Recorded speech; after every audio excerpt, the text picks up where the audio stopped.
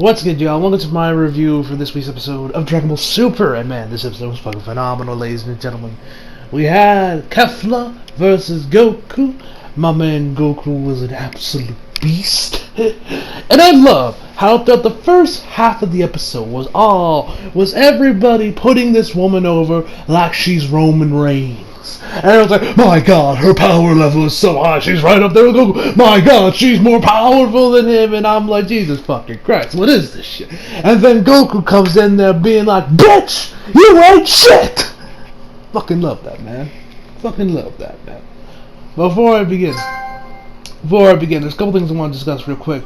First off, let me talk about the slowdown with Dragon Ball, what's been going on with Super, as my phone is going off. Anyway, so you guys know, for the past few episodes, there's been a shit ton of slowdown for no reasons. Like, this frame rate slowdown, the animation slows to a crawl, it just looks terrible. And, well, we found out the reason. Geekdom 101 made in his latest video, or at least one of his latest videos. I'll have it up in the icons above if you guys want to check it out.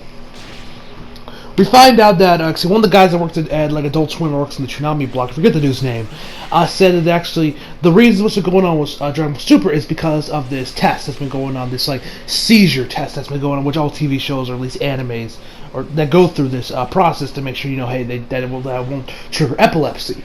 People with epilepsy. As you know, and of course, as you guys remember, back in the 90s, there was a whole Pokemon incident with, the red and blue flashes and everything, and that, of course, gave a lot of kids seizures, as we all know, from the 90s. That was bad here in the States, You guys already know the history lesson about that whole thing with Pokemon.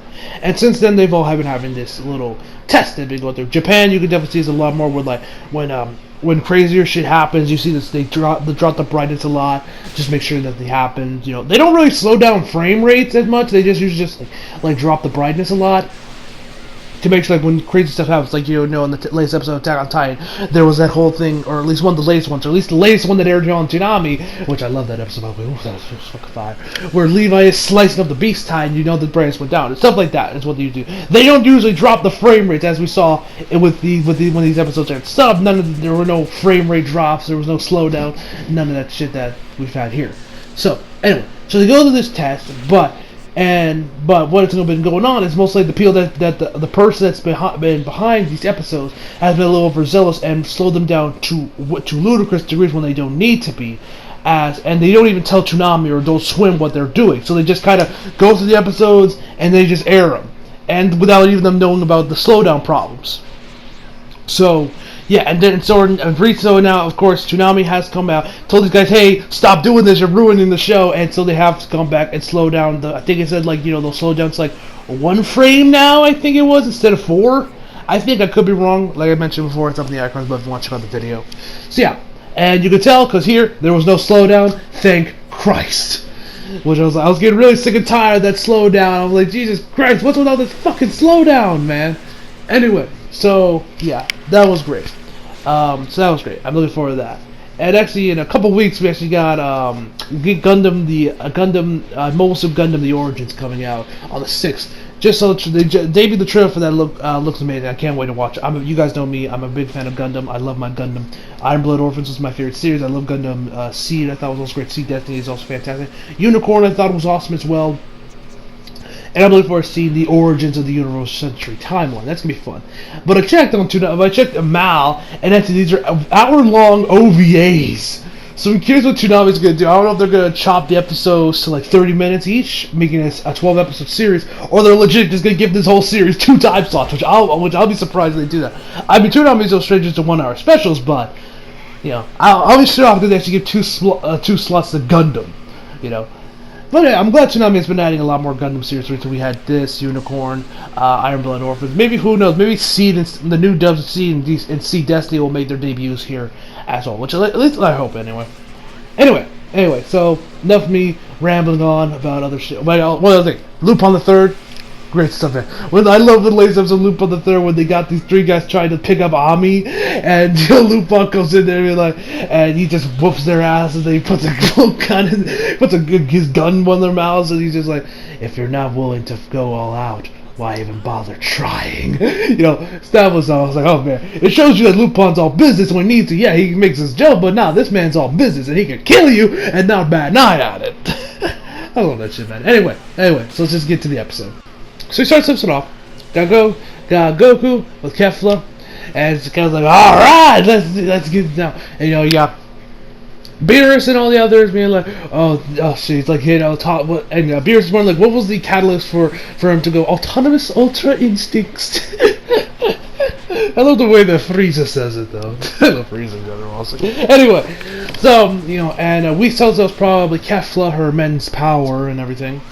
So, Goku starts charging up, and we, of course, hear that great roar again. I love when you hear that ultra instinct roar, like, starts charging up, and then his body legit starts emitting smoke like he's about to go on fire. And Kel's like, alright, now we're stuck. And so she gets on top of another rock and she charges up her key as well. And then you got Piccolo over there acting like Corey Graves, be like, my god, her power level, it's so immense. I think she's stronger in this form than Goku was. Because she also manages to hit Super Saiyan 2. And, they keep saying like, oh, they're borderline on level. I'm like, so you're telling me Super Saiyan 2 Kefla is on the level of Ultra Instincts?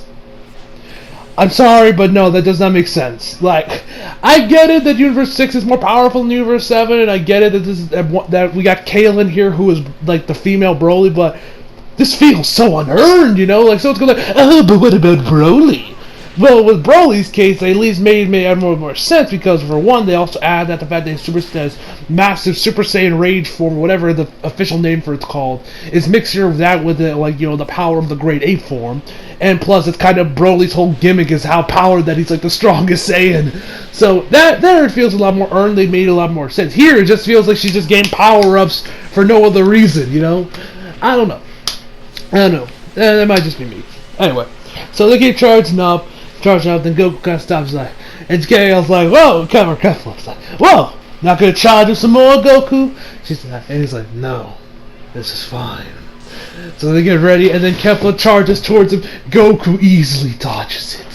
And so the Kai Blast shoots fire and goes nuts, and she's like, whoa, about to fall off the rock that Goku's on. And also, while they're charging the ki, Master Roshi said that, oh my god, if they keep fighting like this, there's not going to be a ring left, and they go head to head. So, and which, he wasn't wrong about that, he was not wrong. Anyway, so then, Goku easily dodged that. Oh my god, I lost my mind here. So, and then she's like, hey, dodge it like that's for sissies! No, that's just skill. And so then she just tries to kick him again. Goku dodges it. And then she just goes for a series of kicks. Goku dodges them all. And I was just like, I lost my mind. Because I just love what they did here. They build this woman up, they put her over, they keep praising her like she's fucking Roman Reigns or something. Like she's like the strongest Saiyan out here, be like, oh my god, look how powerful she is. And then Goku comes in there and being like, bitch, you ain't shit. Your Super Saiyan 2 is powerful, but it ain't no Ultra Instinct. You ain't got that guy to you. And Goku's just showing off by how much he's done. He hasn't even thrown a single punch yet, and he's just dodging it. He's just making her look like a fool. Look at it. It's just like, this was fucking amazing, man. This was legendary. I loved every second of this, man. Oh, what they were mentioned. I love when they were charging their ki. Frieza says, yes, Goku, be your best ape. But I had a good chuckle at that one. And so while Goku is still just dodging Kefla's attacks, we head over to Vegeta. He's like, damn you, Kakarot.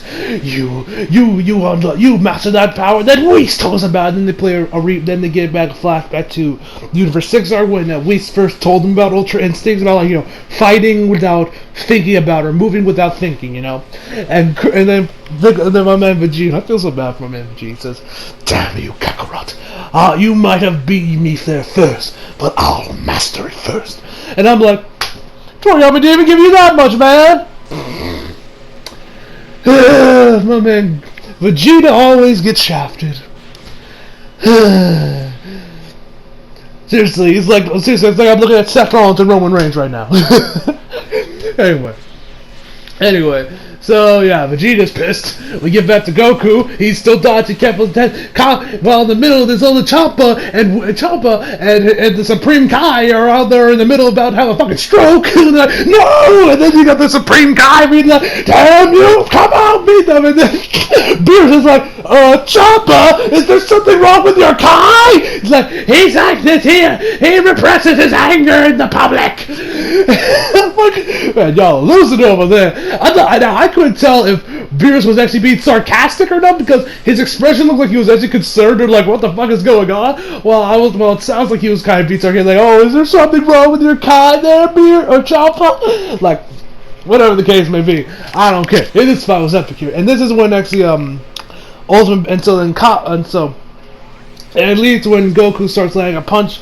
It leads to when Goku tries to fire some other Kai attacks at Goku after he charges, okay. So he first goes down there. He goes over to over the edge of like the little rock they were on. Goku just starts falling. Then he plants his feet right into the rock, and he's just sliding downward, just with just like. And then there comes Tails or Kefla coming right down. He just dodges the attack, and he just like bends down. And Kefla comes down there with him. And then they meet up, and he gets the look on Goku's eye. He's like, sup. Punches her in the stomach, sends her flying. She's like, oh, but that didn't hurt. I'm like, I'm sorry, what? Because it looked like that was, because remember, when he went against Jiren, the man couldn't touch him, but then went to go to Instinct. That little double knee to the gut seating, he did look like it hurt. Granted, Whis also said later on the episode that Goku's powers or punches were severely lacking. So it's because his ki is like significantly a lot more down than when it was when he fought against Jiren. Because remember with Jiren, his whole ki got replenished from when he absorbed the Spirit Bomb. That's how he also got mastered. That's how he first entered Ultra Instincts. So I'm assuming the same thing happened here, where he's like his power was just so low and he's just so exhausted at this point that that punches do not have the same force they had when he was against Jiren. That's at least what I'm assuming anyway. And I hope the guy's not be like, oh yeah, just Kefla's punches have no effect on him or something, which isn't the case though. You get back, she comes out and tries to attack them again. And this one Ultimate Battle starts playing it. And I was like legit paying attention. I was like, please tell me they went back to the Japanese version. They did. I don't think they even re-recorded the song. But like I mentioned before, I do like the English version. I just wish it had a little bit more. But I can understand why a lot of people don't like the English version, but they prefer the Japanese version because the Japanese version just has a lot more energy to it. I think listening to it again here, I still think it sounds pretty good in my personal opinion. If you ask me would I listen to this with Japanese, probably not. I would legit have to listen to the full song in its entirety whenever it drops. Like, can someone drop this song on YouTube just so I can listen to it? It's full because like you could barely hear this song here, the lyrics anyway, over the action. But anyway, so Goku's like starts attacking, so he just rushes towards behind her after she's about to like hit her, come with a Kai Blast or something, and he just kicks in the back of the head, and they just keep throwing punches at left and right. It was epic shit, man. You got Ultimate Battle playing, and it's just legendary, man. It's fucking epic. I loved every second of it. So then, you got Kefla on top of some rocks, and then she starts throwing Kai Blast, and she like starts throwing Kai Blast at him while Goku's dive. Or no, she charges up her ki, and then her ki starts like going everywhere, starts destroying the arena, slicing rocks. I don't know if this means I don't know how this is possible or how she do this, but fucking who cares? This is just epic. So then Goku's coming out there, rushing towards her, while he's setting up a Kamehameha. He's over there just bouncing around, dodging all her attacks and everything. It's just so fucking epic, man. Leading to probably my favorite Goku moment in Dragon Ball. Something I like to call beam grinding. He got the Kamehameha, and then she goes for an all-out, just all-out attack going on. Then Goku just jumps in the air, has his Kamehameha gets to be, and just grind that thing up. And then once he's right next to Kefla, point blank range, BAM! Sends that woman flying. The Bataras get destroyed. They are sent to the bleachers, and we now know that the Universe 6 is all but eliminated because all that's left are those Namekian scrubs, and my man Gohan will make quick work of that. Don't you worry. At least I hope. Please don't tell me Gohan's going out like this. Oh, I swear to God. Toriyama. Yeah, I swear to God, these Namekians beat Gohan. I swear to God. Y'all will feel my wrath. My man Gohan better not go out like this. He better not. He better not. Toriyama, don't you play me. Don't you play with my emotions here, Toriyama. Anyway. So after that, we get to the episode. This is pretty much the end of the episode right here. Kale is apologizing for failing to, take out Goku.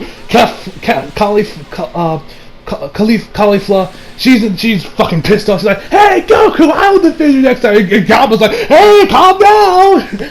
And so Whis explains, that Goku used the Kamehameha to bring the balance, to bring what his punches lacked, the extra power. And also, I forgot to mention, Jiren also woke up from his nap, finally. So yeah, he's back. Anyway, this episode you can tell this episode just completely wiped me out. This episode was so fucking hype, man. Anyway. So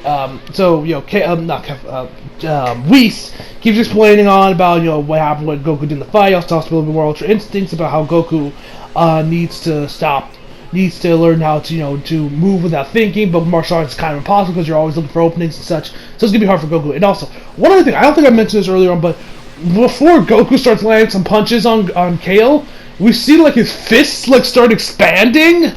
How is that even working? He's also breathing heavily at the same time. Was it just artistic liberties, or is it his muscles expanding or contracting or something Because I was watching and I was like, why is his muscles expand? It looks so weird. I don't know, maybe y'all are biologists. Explain in the comments, or the human body. Well, I don't know, but yeah, I thought that was kind of weird. It looked kind of weird when it was his hand starts expanding.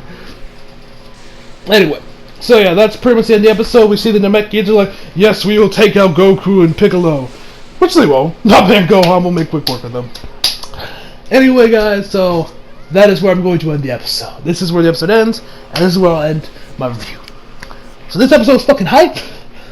Loved it. The beam grinding was fucking epic. Anyway, guys, so overall, my final verdict for this week's episode is a 10 out of 10, ladies and gentlemen. So hope you all enjoyed the video. Leave a like if you did, subscribe if you're new. Follow me on Instagram and Twitter affiliate. Links down in the description box below. And as always, come back for more. See you guys next time.